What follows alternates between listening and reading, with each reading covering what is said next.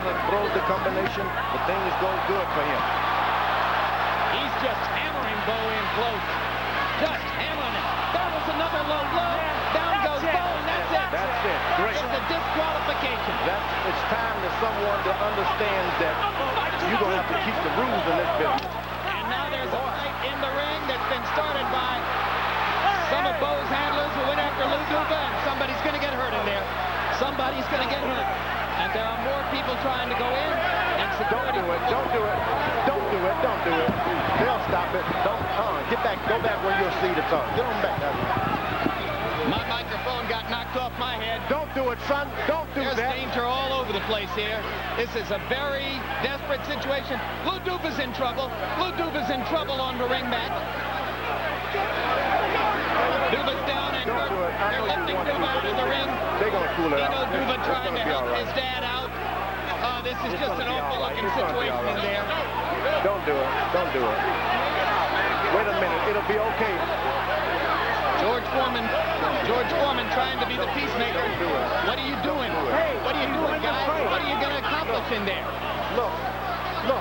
Now the fight has spread off the ring mat. George Foreman doing his best to stop it. Two more guys going into the ring. Bowe's friends or would-be friends may have stormed the ring in protest over those low blows, the blows that may indeed have saved the fight, and now it's for Bowe, and now the riot in the ring flares up again. Meanwhile, we're all wondering where Lou Duva is and how he is. His wife is right there on that ring with her children. Well, I don't know what you're seeing on camera because I don't have a monitor. But I can say that in 21 years of reporting as a sports reporter and a news anchor, I've never been involved in a more personally terrifying situation than that one. This ring has been stormed by thugs and hooligans. Obviously, emotions were flowing high on both sides. We're very concerned about the status of Lou Duva, who appeared to be in extremely dire physical straits. He was taken away on a stretcher. In fact, Duva's being taken out on a gurney right now, and we hope that they can get it through the crowd. And it appears to us that Lou is moving his head. Yes, in fact, he's lifting his head up off the gurney, so he's obviously conscious. That's a very good sign. If you follow boxing, you know that Lou has had coronary difficulties within the past year. It's of extreme importance to his life that they get him out of there. We're told that police are being knocked down at ringside and that police have been thrown out of the ring. It happened right in front of us on our side of the ring, and it appeared to begin when somebody raced across the ring from Bowe's corner area into the golota. What do you see down there? Well, I don't see anything except a lot of energy, bodies being thrown around, people watching, trying to see what's, you know, who these last of the hooligans are who insist on imposing themselves on what is supposed to be organized mayhem. We have disorganized mayhem in the ring at this moment. Yeah. Well, this kind of scene took place after the first Bowe Holyfield fight as well. And maybe it's just a coincidence that the same fighter was involved, but it's a black mark on the sport. This has been an extremely ugly scene so far, and it can...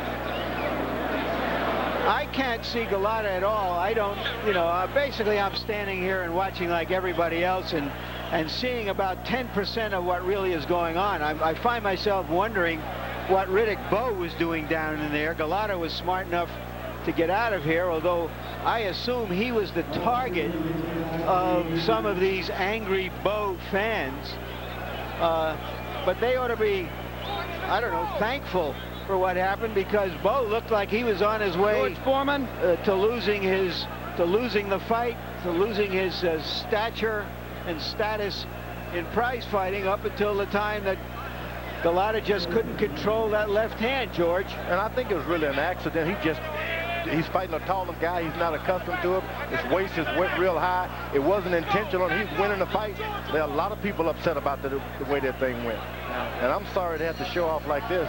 Well, I'll Lou tell you. Duba's a nice man. He shouldn't have to. Hey, George. Yes. I want to thank you for helping to keep us safe. Obviously, our viewers didn't see it, but George Foreman protected Larry Merchant and me from a lot of harm there at ringside. He kept at least 2 or 3 guys out of the ring by himself, and I pin a big Medal of Honor on George tonight. He did a big service for Larry and me and the rest around us at ringside, and for a lot of people who were over on our side of the ring. Thank you, George, for your forceful and honorable presence tonight. The only thing I know that may have been comparable, but in a different situation, and it's flaring up again now behind us. Another riot. Guys jumping over chairs. Riots and fights are breaking out at ringside with no police in sight.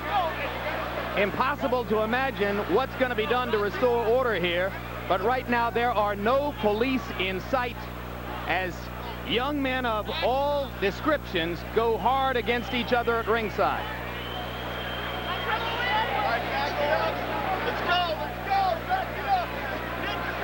Well, in case you've just joined us, you're looking at the aftermath of an explosive and all too unfortunately explosive event. Jim, I'm with Roger Bloodworth, who is the trainer. All right, Larry, go ahead. Andrew Golota.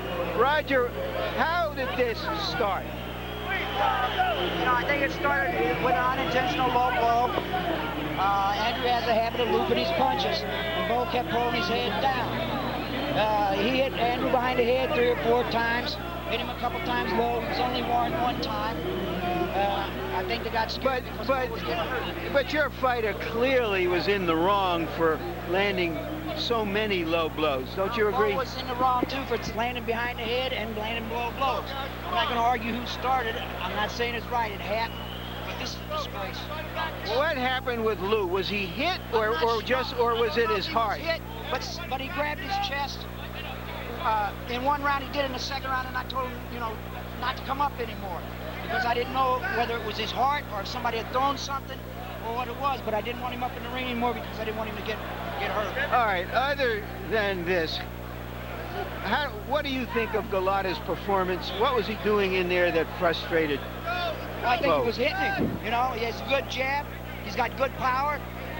He clearly rocked Bo 2 or 3 times, had him going, and I think everything he was doing was frustrating. I think that's why Bo, I'm not saying he didn't get hit low, but I think he put on a little bit of an act. He could have got up. All right, thank you very much.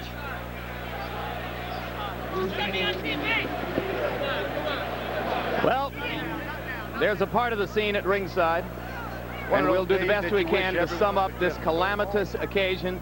Once again, Andrew Golota is disqualified. Riddick Bowe emerges without accepting the loss that he might have been headed toward had this fight not been marred by low blows. We'll be back to try to collect ourselves and see what's going on here. But first, let's look ahead to some upcoming programming here on HBO. The cast of World Championship Boxing was produced by Rick Bernstein and directed by Mark Payton. The feature producers were Brian McDonald and Kendall Bridges-Reed. Associate producers, Adam Berger and Steve Cohen. Assistants to the producer, Lisa Bennett and John Crystal. Ladies and gentlemen, these are live shots you're looking at. Unfortunate live coverage of the aftermath of the disqualification of Andrew Golota against Riddick Bowe tonight. Production manager John McCallie, technical supervisor Spike Jones, all the rest of these brave people working on our telecast and trying to bring you the best coverage we can bring you from an extremely troubling situation in Madison Square Garden tonight. Where are we, America? Why do we have so much trouble handling public events?